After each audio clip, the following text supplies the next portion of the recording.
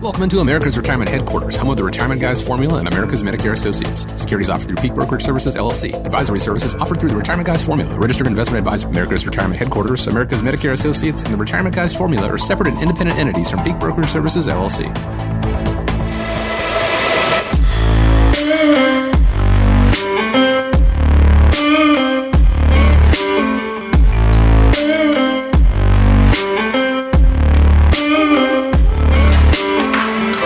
Thanks so much for joining us today, and welcome into America's Retirement Headquarters, home of the Retirement Guys Formula and America's Medicare Associates, with Nolan Baker, Jeremy Baker, and Scott Kirshner. 419-794-3030 is the phone number. It's 419-794-3030. You can also find them online. Find out more about the entire team at America's Retirement Headquarters, arhq.com. My name is Chris Swan. Today on the show, how to plan for that 20 to 30-year vacation, probably one of the longest vacations you're going to take, I would dare imagine. What to do when the honeymoon phase in your retirement has ended. And the income for life is well and good, but what about income for lifestyle? How to maintain that lifestyle, especially if you are in the more affluent, all this and more. But first, let me check in with the guys. Nolan, Scott, Jeremy, glad to be with you. How you doing?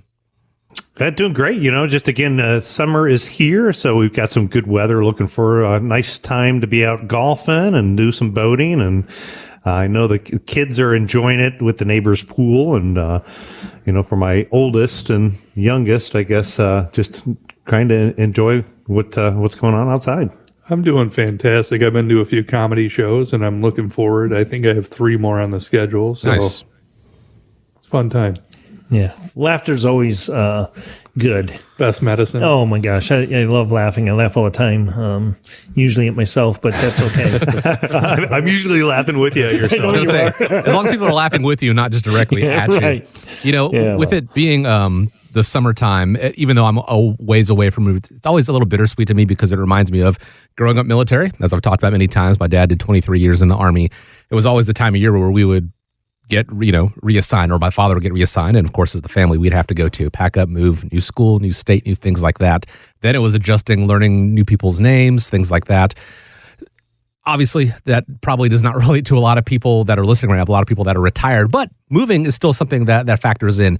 And I want to focus in on the America's Medicare Associates part of it. Scott, with you being here, obviously, if somebody does move, they move states or what have you, is their Medicare plan going to stay the same? Is that something that can be changed if they move? Chris, I feel for you because that had to be kind of a crazy childhood, crazy life growing up, moving like you did. But there are so many people that actually go through that. Mm-hmm. So, that's a great question. I'm going to actually address 2 things that you mentioned right there because there are 2 separate things that you mentioned. But, one of the things that we do, and I love doing events. I love educational events, and we do a lot of educational events. And, in my presentation, I go through the key enrollment periods, right? And on previous shows, we've talked about the annual enrollment period, which is my crazy, crazy time of the year. Annual enrollment starts October 15th, runs through December 7th. Then you have the open enrollment, which is January 1st through March 31st. And then we come across the IEP, which is when you turn 65. That's your initial enrollment. But the one that you're referring to is actually what's called the special enrollment period, right? So the special enrollment period, by the way, if you miss any of those periods, especially the initial when you turn 65, you could be subjecting yourself to a penalty. We don't like penalties, so we do our best to make sure that we avoid them at all cost. But if you do move, if you're 65 and older and you move, and one of the things I talk about in my events, if you move from beautiful, sunny Northwest Ohio to the doom and gloom of Southern Florida, right? And that always gets a laugh in the crowd. But if you move to a new servicing area, absolutely, you can change your plan. That would trigger the special enrollment period. You get to do that if you move out of the service area. There's no penalties involved at all in that. Another reason why you would actually utilize the special enrollment period would be if you are working past 65 years old, and let's say that you retire later, like maybe 68, 70 years old, you decide to finally retire. You did not sign up for Medicare when you were first eligible. That would also trigger the special enrollment period. So the special enrollment period allows you to make changes when you move out of state or out of a servicing area. If you happen to be on a prescription drug plan, a Medicare supplemental plan, or an Advantage plan, you can move freely, instituting that special enrollment period. Now, Chris, the other thing that you mentioned is growing up in a military with dad in the military. The veterans have another option that a lot of other people don't have. Nobody else does. Is if you're a veteran, you have the ability to change your plan one time, anytime throughout the year. Okay. Most people have to change their plan during the annual enrollment, and then they get one free do-over in the open enrollment. But if you're a veteran, you're over 65 years old, and you want to change your plan, you can do so one time during that calendar year and not suffer any penalties, and have the option to switch a plan that might be better suited for you. It might give you some better benefits that coordinate with the Veterans Affairs. A lot of people that are veterans go through the VA for a lot of their services, their prescriptions, and things like that. So, there are flexibilities built into the Medicare programs to allow you to change. One thing I'll also mention, if you retire prior to 65, you're on the ACA plans and you move out of a service area, you can also make a change to those plans as well. All of those plans are actually what they call HMOs. So they are hospital driven and doctor driven. So if you move out of a service area, you can make a change to the plan as well. So there are several options available. And if anybody wants to know anything about any of those plans, any of the options, that's what we're here for at America's Medicare Associates, and we'd be happy to reach out and help you. You can reach out to them, give a call, 419-794-3030. You can also go to the website, arhq.com. A lot of educational events, as Scott pointed out there, on the website that they teach, throughout the region all year long. To find one that is convenient to you, just go to the events tab, and that is at arhq.com. Scott, let's go ahead and continue the Medicare conversation here, because I know, it being the summertime and annual election period is going to be here before we know it. And I think there are going to be people getting things in the mail about what the changes may be coming down the line for the upcoming year. I know you've already gotten your hand on some of them. What are the prescription drug changes that are coming in for 2025? Boy, I got to tell you, this is a real hot topic right now. I've done a few events over the past month, and everybody's asking this question. And Nolan and Jeremy, these are issues that are talk about blowing up your portfolio, your investment portfolio. So here's what's proposed. There again, it's really hard to say what's actually going to be put in place depending on the administration that we get in there for 2025. But for prescriptions, it's a huge issue. So what they're proposing is a maximum expense to the individual of $2,000. Okay. Now, a lot of people may think, wow, that's great. There are some actual medications out there. Ozempic is a big hot item, right? You're looking at anywhere from $750 to, $1,100 for some of these big ticket, your Mounjaros, your Jardiance, and Trulicity. A lot of these medications are huge retail costs. Well, I'm going to ask you guys a question. How many of you guys right here think that the pharmaceutical companies are going to lose money? They're definitely not. And actually, as you were open up and talking about this, I was kind of laughing because I was looking in the fact that the current President Biden, he signed this Inflation Reduction Act into law. And this is one of the biggest investments in American economy, energy, and climate that Congress has made in our nation's history. And, maybe we wouldn't have as much inflation if the government stopped spending all of this money.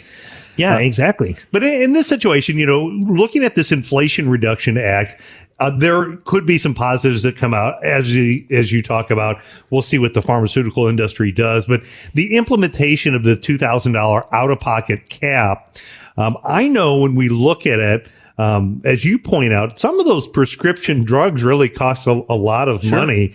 I can remember as a young family when my wife and I were at home, we had taken our son to get some medication, and I'm on affordable health care, so we pay for a lot of our stuff out of our own pocket until we fulfill our deductible. And my son had this medication that he had to take, and it was a liquid medication. We put it in his mouth as he was a young kid, and then he proceeded to just spit it back out on the ground. Right. Oh, there's a fast way to burn $100. So this $2,000 out-of-pocket max, for those people that, have a lot of these high costs in the prescription drugs, can be kind of a positive for them. Now, there's also there's something that's referred to, and I've heard them talk about it in the past, called the donut hole as well. Yes. Isn't there going to be some changes possibly with, where the elimination is of that coverage gap? Oh yeah, absolutely. Part of the what you're talking about with the $2,000, Nolan, is they're eliminating the donut hole in the catastrophic. So that goes away. So right now, the donut hole, the retail cost of the medications, once they reach $5,030, you exit the initial phase and you enter the donut hole or the gap. Now it's not the donut holes like you get at Dunkin' Donuts or wherever, but it is truly a gap phase. And while you're in the gap, and this is through 2024, right? While you're in the gap, all medications are actually 25% to you, the consumer. Once you exit the gap, and that is the retail cost reaching $8,000. And keep in mind, this isn't the cost that you spend out of your pocket. This is the cost of the retail drugs. Then all prescriptions are covered in full. So what they're doing is they're looking at completely eliminating the donut hole or gap and the catastrophic phases and just instituting the $2,000. Okay. So yes, for some people, this may be a very, very good thing. Here's, it's buyer beware. Here's some things I want to point out. If you are currently on a Medicare supplemental plan or a standalone prescription drug plan, like I said, do you think the pharmaceutical companies are going to lose money? No, nobody does. Well, how are we going to pay for that difference? Because these drugs, $2,000 is not very much.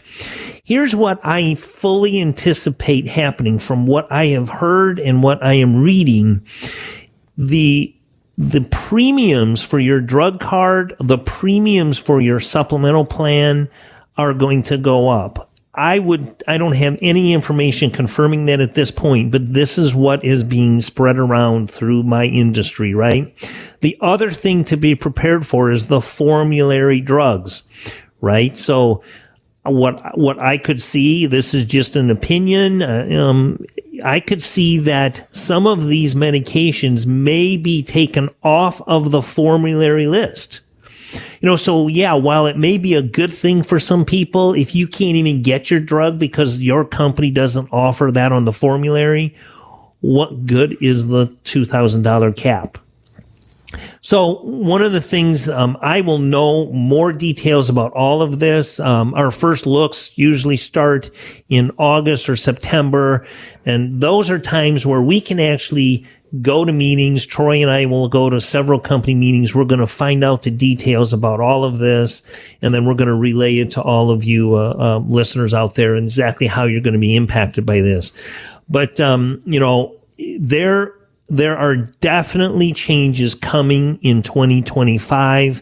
They may sound really good, and I hope they are as good as they sound to the consumers, but I think it's going to be a crazy, crazy, crazy AEP this year just because of a lot of uncertainties. Mm-hmm. Scott and the team, will stay ahead of the curve on that, be informed of that and pass that information on to you as we get closer and closer to the annual election period and through the annual election period. But to go and get started, start planning for it, you can just reach out to the team at America's Medicare Associates, 419-794-3030. And like I mentioned earlier, you can go to the website, arhq.com. And as we're all aware, it is summertime right now. And summertime means vacations as families head out of town. Almost half are going to go on trips that require a hotel stay or a flight. And of course, that takes some degree of planning. Here's the thing. Studies show many Americans spend more time planning their vacations than planning how to pay for their retirement, which one could argue is the longest vacation that they will be on. When should they actually begin that process? I think starting retirement planning early and often is never a bad idea. I know personally, I started investing at the age of 12. Sure. And it's because of the conversations I heard at the top of the stairs. Dad was really looking forward to a grand retirement and, aggressively saving towards retirement. When we look at it, though, people that are within 5 or 10 years of retirement time is really where it's crucial to begin to really dive deep into starting the retirement planning process. The good news is, when you're 5 or 10 years out from retirement, what it does is it allows you to begin to really make some good, intelligent decisions as far as drilling down the details.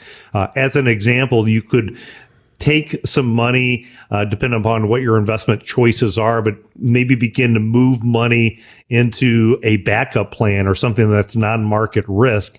That way, if there is a major market downturn right before or right after you retire, you have a backup plan of money that's designed to protect you.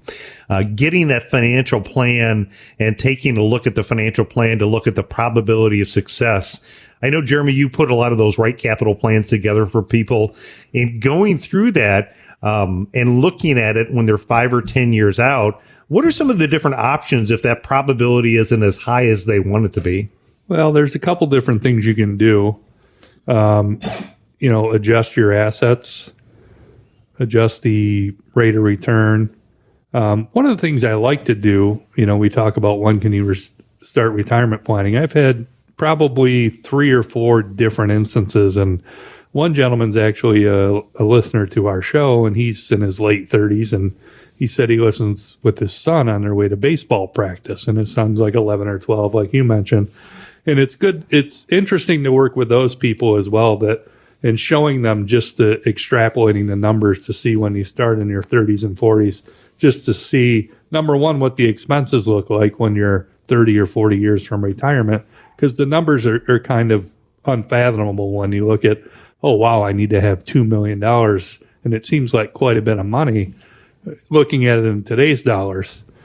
So the earlier, the better. And Chris, it doesn't really surprise me when you say that, because I think, I started this business back in 1999. And I think the number back then was about only 4 or 5% of people actually work with a financial planner to plan their retirement. And that it was kind of shocking, but it doesn't surprise me that people spend more time planning a vacation than they do their retirement. It doesn't surprise me, but it's also kind of shocking and something that shouldn't really happen. And the other good news, Chris, is if they do take some time planning their retirement, they end up oftentimes having more money to plan those vacations in retirement and enjoy many of those. Yeah. So like when you go through the financial plan, like Jeremy was talking about in Right Capital, what it's going to do is it's going to show you the probability of success for you being able to reach your goal. We're trying to get you to a 90% probability of success. The other thing that I like in that plan is it allows us to stress test your plan. And so in stress testing the plan, we could say, well, what are the reasons why the plan ran into trouble? It could be higher healthcare cost. It could be a market decline. It could be longevity risk of living too long. But when you stress test the plan, then what you're able to do is you're able to make more intelligent decisions about what type of investments you want to have in your portfolio to help reduce and or eliminate those type of risk. And then when we build out that proposed plan, again, with the goal to get you over to 90% probability, you're going to have a lot more confidence. And that way, when you go travel, you can really just stay at the pool, enjoy the beach, not have to look at your financial accounts and be stressed out about, markets and those type of conditions. That's why you want to have kind of that plan in place, and especially, again, focused on developing it within 5 or 10 years. What we do here at the office is, for those listeners who give us a call or come in and sit together with us, we're going to put together, it's called a retirement team action plan. In that retirement team action plan, we're not only going to show you the number, meaning the probability of success of you being able to, reach your retirement goals. We're also going to write up a summary of our observations in our team action plan that talk about taxes, estate planning, asset protection, money management. We're going to help you identify areas to take it up a notch, and or maybe blind spots or traps that are there to eliminate it. Heck, you should go on vacation. I think most of us are going to go somewhere in the next couple of months on vacation. Vacations are good for the body and the mind. Let us do our job and help you figure out how to make your money work a little bit harder, how to have Scott save you money on health insurance costs in the future. That way you can have more money for more vacations and continue to enjoy life. Nolan, I just want to interject one thing here before we wrap up the segment. But, I had a client in last week and we were talking, and I go through the whole, do you have a financial advisor? You're looking to retire, and have you prepared for things? And the lady said, we don't have a financial advisor, but, when I retire, I'm going to have 401k, and I'm going to worry about that when I retire. And I looked at her, and her husband was sitting there, and I go, well, that's a little bit late to start worrying about what you're going to do with your investments when you retire. I said, let me do this. Let me get you in touch with Nolan Baker and his team, and let's sit down and go through planning now, so you don't have to worry about that when you actually pull the trigger. Because when you do retire, that should be a memorable time, and you shouldn't have to worry about, what am I going to do with all this 401k money I've got to roll over? Do I take it here? Do I do this? Let Nolan and his team worry about that. You enjoy your last day or week or whatever it may be of work, and then move into retirement with a game plan put in place. So, I listen to you guys in your events or your meetings. I learn a lot from that. And, like you said, waiting, a month or two prior to retirement versus 2 to 5 years optimal is definitely something you should put in place. Perhaps that was a Freudian slip on behalf of that woman you were speaking with, Scott. I'll worry about that down the line. Ideally, you don't want to worry about it when it comes to your retirement. You want to know that you've got a plan in place and that the numbers do work out. Again, that's going to vary from person to person. So here's the number that can help shine a little light on that, I think, 419-794-3030. That's how you set up a time to speak with the guys at America's Retirement Headquarters, start developing that retirement team action plan. Here's the thing. When it comes to vacations, a good vacation, a week, maybe a month, up to a month, but when it comes to your retirement, 20, 30, perhaps even longer years. And so I dare say it is pretty important to have maybe a little bit more planning in there than you do your trip to Disney or what have you. And the team at America's Retirement Headquarters can help you. 419-794-3030 or online at arhq.com. Now, every year, right around October or so, the COLA, the Social Security Cost of Living Adjustment, is announced. And with that, usually hand in hand comes the Medicare increase, which coincidentally usually ties in with however much that Social Security increase is. If someone had an issue with that, or maybe, their plan that they have has an increase in there, is there a way to dispute possibly those rates going up? Yeah, Chris, that's a great question. One of the things that we run into, it's actually called IRMA. It's an acronym there, but it stands for Income Related Monthly Adjustment Amount. That's a mouthful, so they call it IRMA. So basically what it is they look back 2 years, and they see what your reportable income was 2 years prior to determine what your Part B premium is going to be.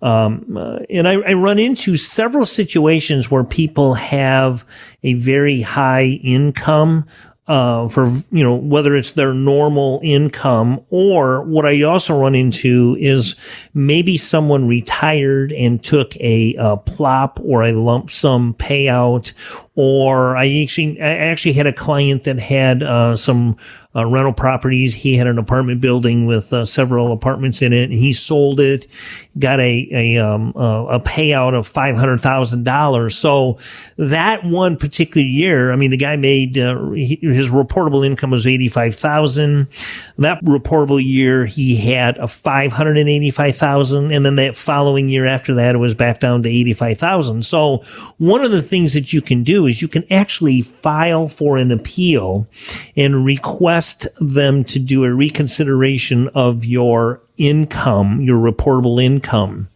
As all of us have talked about, we talk about your reportable income in retirement, how your expenses are going to be lower during retirement and that. But if you have that 1 year where it was really a large reportable amount, you can file for an appeal. Part of the reasons why you would want to file for an appeal is to get that Part B premium much, much lower. That number, that IRMA number, goes anywhere from the standard income of $206,000 per family at $174.70 all the way up to nearly $600 for a reportable income of in excess of $450,000. So if that is impacting your Part B premiums, you had that one-off, sale or plop, or maybe you took some investment money for whatever reason it may be, you can file a request for a reconsideration, and hopefully they'll process the appeal, they'll lower that reportable income and get you back down to that lower monthly premium. If you need help with that, better understanding it and how to go about doing it, the team at America's Medicare Associates, they can help you with it, walk you through the process.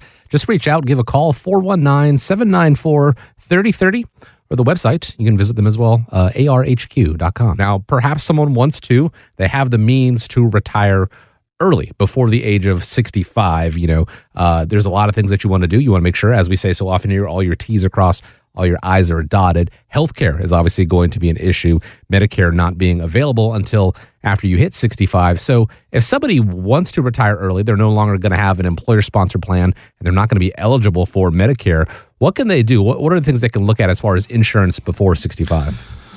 Well, I'd say this is one of the areas that I love working with you, Scott. I think this is an area where all of these things kind of overlap each other. And I think that's one of the things that, we do so well here at America's Retirement Headquarters is bringing that health insurance planning together with your overall financial planning.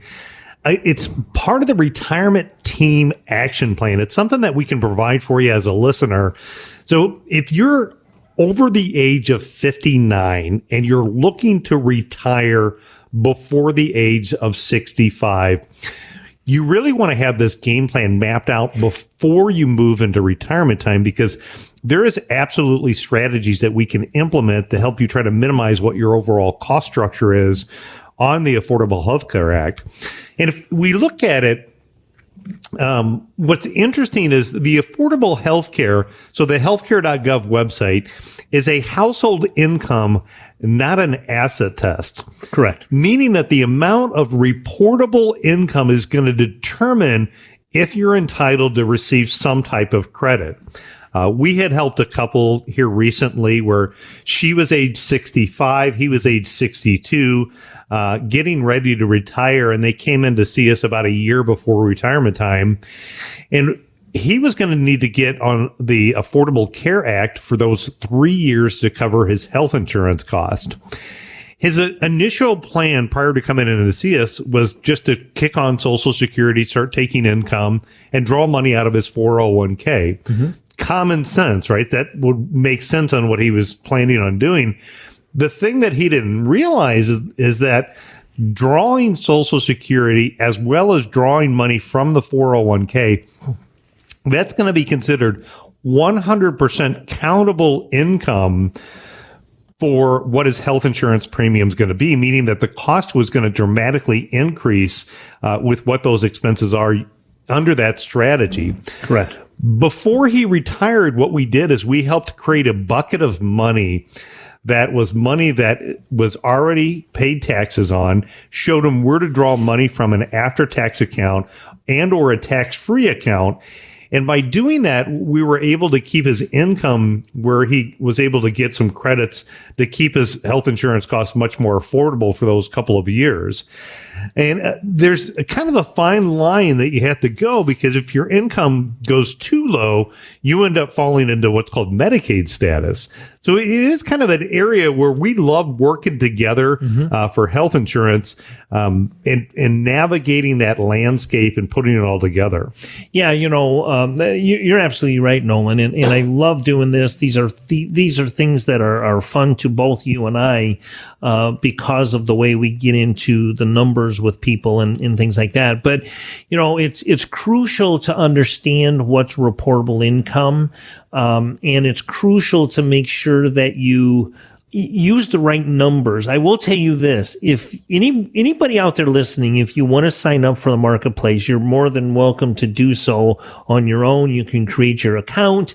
If you contact the marketplace once you have questions, because I guarantee you will have questions when you go on healthcare.gov and try to do this on your own.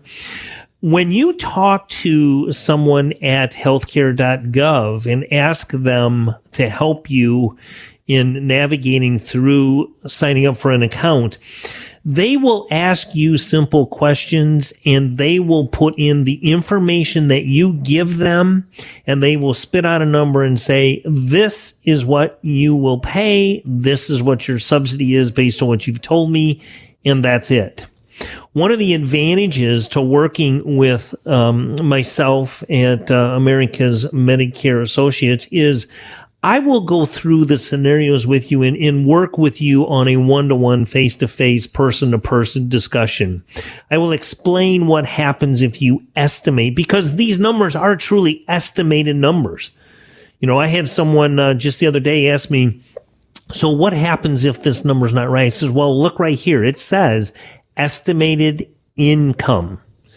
That doesn't mean that you're going to hit that exactly on the penny, but it's an estimate. And one of the things that I do is I take the time, I sit down and I go through with you exactly what happens at the end of the year when you file your taxes based on your 1095 form you're going to get. I explain to you how the subsidies work, if you overestimate, if you underestimate, how that's going to impact you.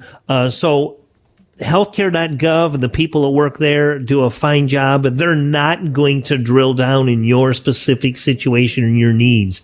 So if you are looking to retire before 65, or you have a spouse that will, you're carrying the primary coverage on, and you retire and he or she loses their benefits, you're going to need to sign up for the marketplace. We can help you with that. Nolan, you and your team, and you working very closely with myself and my team, we can put a game plan together and say, okay, let's get your reportable income at this level, and this is how it's going to be impacted moving forward, and how your benefits are going to come into play. Yeah, absolutely. So again, if you're within 5 years of retirement, that you're going to retire before the age 65. The key to this is planning ahead. So you want to call us if you just retired and it's, already happened, then get a hold of us. But where we can optimize the strategy for your family is if you call us.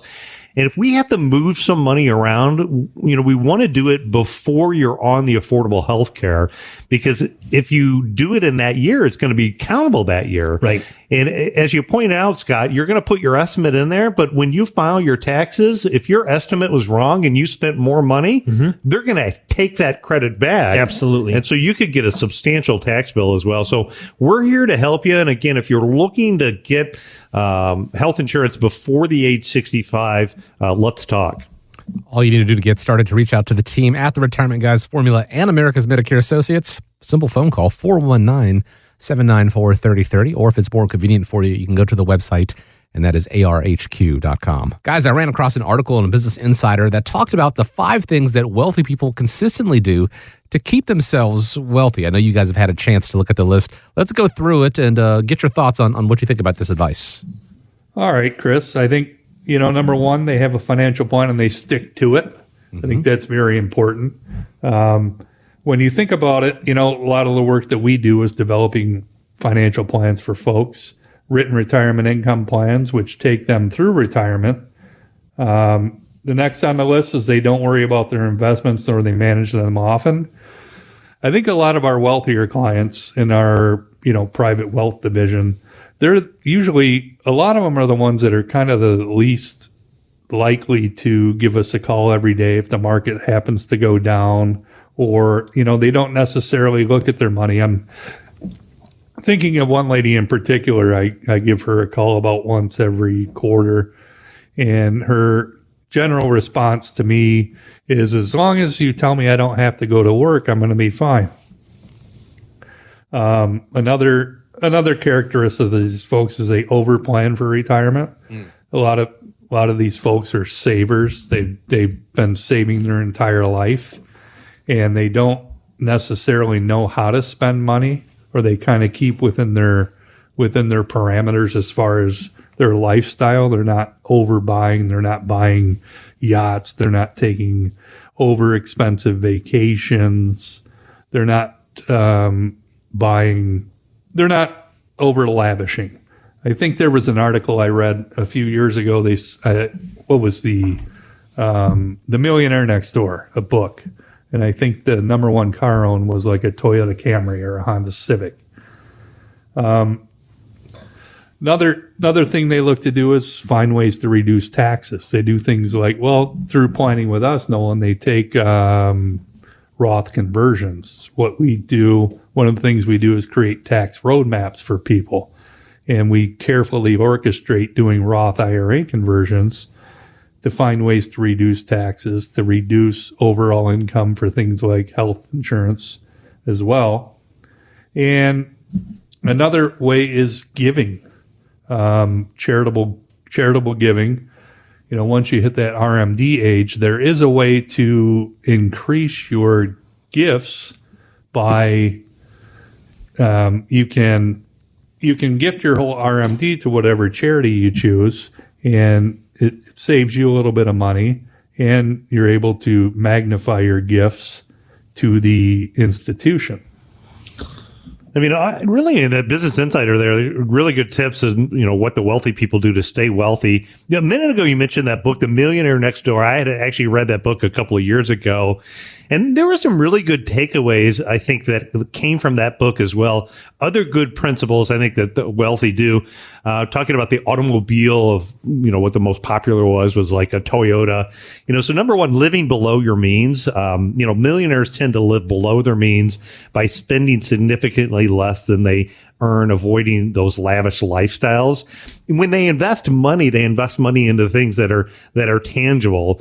I think the comment was before, investments that generate cash flow. So they're not going to typically go out and spend money on lavish clothing, as an example, which is a highly depreciating type of asset. They prioritize those savings and investments. So they have those consistent habits of regularly saving a significant portion of income, oftentimes saving 20% or more. And that's crucial when you're thinking about having the conversations with your children. As your child goes off to get his first job, I know my son, when he started working here, immediately had him put money into the 401k and start saving and investing early on. The third area that I would say I would tend to agree with is, if I look at my retired clients that are out just enjoying life, having a good time, and I'm like, where are they at this week, is a consistent theme of the wealthy is they avoid debt. Millionaires avoid consumer debt and use debt strategically, if at all, often for investments, that maybe generate income. I know personally, I only use my credit card just to build, my Delta miles, and I'm able to fly pretty much anywhere, anytime I want throughout the U.S.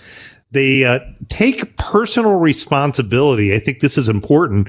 Taking personal financial well-being, avoiding the dependency on the government or others for financial support.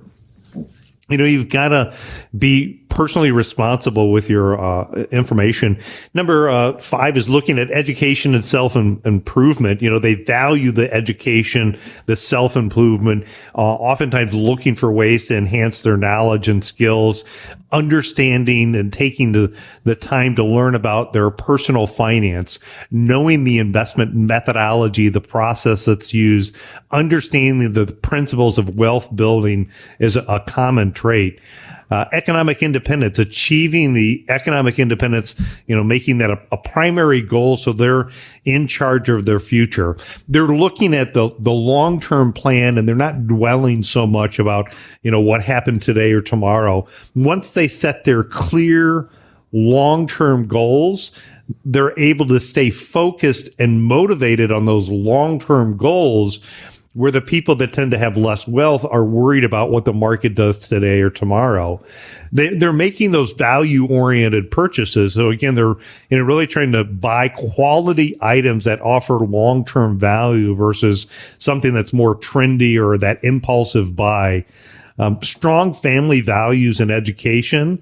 Looking at, wealth accumulation, a moderate lifestyle, prudent investing, focused on financial independence, not a status, and avoid that lifestyle inflation. So again, even as income increases, they avoid significantly increasing their spending.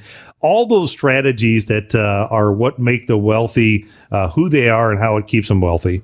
And I think one other point, while you were just saying that, something popped into my head that I heard a long time ago. And I think, getting to be wealthy, a lot of people think, that, it was born or inherited or the lottery or something like that. But I think one big takeaway is to what the wealthiest folks tend to do is save first and then spend what's left over. And what I mean by that is a lot of people, what they do, they get their income, they go spend money, and then they'll go, I'm going to save what's left over. I think a big thing would be, have a goal, like you said, 20%. I'm going to save 20% of my income, and then I can do what I want with the rest of that money.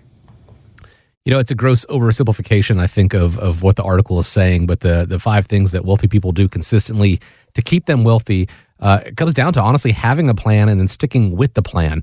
Perhaps you lack some of the discipline to do that on your own, and that is okay, knowing that is part of it. But the team at America's Retirement Headquarters, they can help you create that plan, to maintain that plan, hopefully give you a little bit of comfort and address that concern of running out of money when it comes to your retirement. All it takes to get started, to start developing that plan, get a second set of eyes on your plan if you already have one in place, or make changes as necessary. 419-794-3030, or go into the website, and that is arhq.com. We've talked about the importance of having guaranteed sources of income in your retirement to hopefully, address that concern of outliving your savings. Social Security is one of those sources that a lot of people depend on. It is estimated that Social Security's trust fund will go dry as early as 2035. And if Congress does nothing, the benefits could be cut by as much as 25%. Alabama Senator Tommy Tuberville says the writing, well, quite frankly, it's already on the wall. This is all a scam. I mean, we got people that's getting ready to retire that's going to try to live off $2,000 to $3,000. Impossible. Because what happens, it comes up here, we spend it. We're $35 trillion in debt. We don't have any money. We're dead broke. We are in huge trouble. And we had better start figuring that out, because we're going to have a run on this city here soon, and there's going to be about 150 million people coming up here saying, where's our damn money that we paid in? I could have put my Social Security money for 40 years in the market and probably be worth $8 to $10 million today. But the federal government wasted it. People are going to continue to work longer and longer. So what can people do now to act as an income hedge in the event if Social Security does implode within the next 10 years? Yeah, absolutely. And so, when we're thinking about the fact that we've got this fast-moving train looking at Social Security, and the fact that Social Security trust funds expected to be exhausted in 10 years, it's a hot topic, and it's one that actually gets our listeners pretty fired up. Look, I believe the government owes you for what you've put into it, but I'm just here to kind of state the facts and look at it, and then talk about, some ideas and solutions. And, when you look at it, has Social Security benefit been reduced in the past? Not directly reduced in the dollar figures, but, over the years, they've taken massive steps to reduce the amount of Social Security that's paid out to people. As an example, in 1983 and 1993, there was 2 amendments that created the taxations of the Social Security benefits. And now, those thresholds, when you have a married couple and their income, gets over 32,000 or 44,000 for a married couple, up to 85% of your Social Security benefits can be taxable income. It's not an 85% tax. That just means it's included on your benefits. You have delayed cost of living adjustment. So in 1983, they made an adjustment that effectively delayed the annual cost of increase. They also kind of monkey with the numbers on what formula they use to determine your cost of living. Number 3, in the past, what they did is they increased the full retirement age. And, 1983, gradually increasing that age from 65 to 67. In the past, they changed the benefit formula, calculated on the formula used to determine what your average wages were over time. Making adjustments to the formula has done a lot. They've done the Medicare premiums deducted. There's, other potential legislation. And what happens is, I think nobody in Washington really wants to address this issue. Either side doesn't want to talk about the fact that Social Security is going to be exhausted and what the real solution needs to be. And so what I think that you want to do is you want to put yourself in a situation that you kind of control the outcome. And by controlling the outcome, what you want to do is make sure that you have a backup plan in place. So you want to have a bucket of money that's designed in the future. So a bucket of money, according to them, in 10 years from now, that's designed to ultimately help offset a reduction of Social Security. There's an insurance company actually that came out. It's the first insurance company that I've seen that offers an insurance policy. It's called Plan Gap, that will help cover the gap of a reduction of what Social Security is. But even if you don't use that type of an insurance, you can still look at your overall financial picture. And there's different type of vehicles that will offer you a fixed amount of income that you can put money in today. You know what that fixed level of income is going to be in 10 years from now. Example of that is you could use an annuity with an income rider. And so by depositing a set amount of money into that account, you could know what it would be worth. Now, hopefully they fix Social Security, right? I don't know if that's even possible, but hopefully that there's not a major reduction in Social Security. And if that happens to be the case, well, now you still have money that's designed to give you a pay raise in the future. So as life gets more expensive, again, having a backup plan is what you can do. So if you're worried about that and you want to know what the backup plans are, Jeremy, you're correct in the fact that there are some good solutions that we can walk people through. But when you're looking at solutions, you're running these analysis, what are the other ideas that you're giving out to people? Doing a number of presentations about Social Security, we take a look at someone that we would call, a person that wants to claim Social Security at age 62, or, someone we might call later who waits until 70 or somewhere in between. And I would ask, do you have a financial advisor that's provided you with a written retirement income plan? And I'm not talking about a financial plan, but a retirement income plan. And what that is, it's a financial plan to take you not only to retirement, but take you through retirement. And then I would ask if that income plan includes a section dedicated to Social Security that can play what we can do is figure out the amount of capital you have to commit to your plan. And if you don't have that plan, I would ask if that concerns you. If you'd like to know whether you can be an earlier or later, let us know. We could do a complimentary stress test on your portfolio, Social Security optimization plan. Generally, this takes about 20 minutes, a couple meetings. We can figure out if you're an earlier or later. And we can, number one, provide you with that number and what capital you have needed to take care of that gap. And then we can also figure in these calculations on what Social Security, what the government's telling us. It's written right on your statement, what they're planning on taking out. And then we can provide maybe those different services or products that can that can help cover that gap. And that's the other thing. I think a lot of people will draw Social Security benefits early because of the fact they know that Social Security is going to go broke, and they're like, well, I better get it while I can before it's out of money. Mm-hmm. True. That could come back to be a very big, costly mistake to make that decision to lock yourself into a lifetime of reduction. So as Jeremy's talking about, getting that Social Security optimization report, maybe a way to kind of put your mind a little bit at ease. I had just run one of these reports for somebody who came into the office, and, the course of the income difference between drawing benefits early versus, optimizing the overall approach of when somebody could draw benefits. In this example, it made a couple $100,000 of a difference, almost $500,000 of a difference if this husband and wife draw benefits and then optimize strategy later in life versus drawing benefits right away at retirement time. So can make a big difference. If you're worried again about what to do, what a backup plan is, Jeremy runs the Social Security optimization reports all the time. And then I have a lot of the financial tools that can show you ways to build out that gap, to be able to put it all together. So if it's something that happens, you have a plan for it. But again, they're talking about 10 years from now, Social Security trust fund is going to be exhausted. So now is the time, and don't wait and rely upon the government taking care of you in the future. So you want to take some steps now. You're going to have, in my opinion, a lot more choices by taking steps now versus waiting till later. And it's just one of the many ways that the team at America's Retirement Headquarters does, in fact, work together like a team. They all have different strengths, and being able to put together that comprehensive strategy to get you to, through, and beyond retirement. It's part of the retirement team action plan, the independent income system, how healthcare factors into it, because it's all important components when it comes to your retirement. And to get started, to figure out how it all works for you, set up a time, schedule a time to speak with them. I'll be happy to have that conversation. 419-794-3030. If you have questions about something that we didn't talk about on the show here, bring that to the conversation as well. 419-794-3030. You can always find them online at arhq.com. I want to thank you, as we always do, for joining us here on the show on America's Retirement Headquarters. Hope you have a great week ahead of you. Gentlemen, appreciate you taking time out of your schedule. I hope you have a great week as well. And as we wrap up, I want to leave you with the final word. Yeah, I would just say, remember, when you think retirement, think America's Retirement Headquarters.